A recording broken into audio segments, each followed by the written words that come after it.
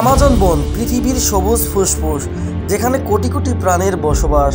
কিন্তু এর গভীরে লুকিয়ে আছে এমন সব রহস্য যা বিজ্ঞানীদের আজও অবাক করে। রহস্যময় উপজাতি, অদ্ভুত প্রাণী, গোপন নগরী, সব মিলিয়ে এক অবিশ্বাস্য জগৎ।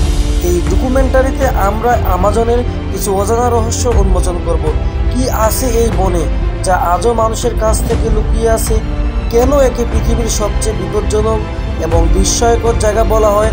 চলুন আমাজনের অজানা রহস্যের খোঁজে পা বাড়াই।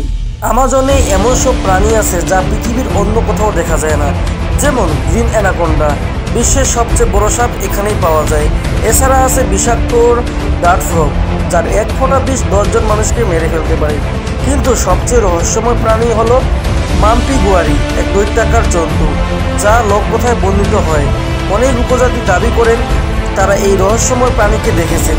তবে এটি কি শুধু কল্পকাহিনী, নাকি সত্যিই লুকিয়ে আছে অরণ্যের গভীরে?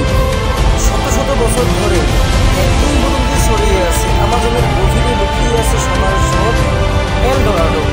স্প্যানিশ অভিযাত্রীরা এই রহস্যময় নগরী খুঁজতে হাজার হাজার কিলোমিটার পাড়ি দিয়েছিল। কিন্তু এই নগরী কি সত্যি ছিল? 1925 সালে অভিযাত্রী পার্সি ফসেট এই শহর খুঁজতে গিয়ে রহস্যজনকভাবে নিখোঁজ হন।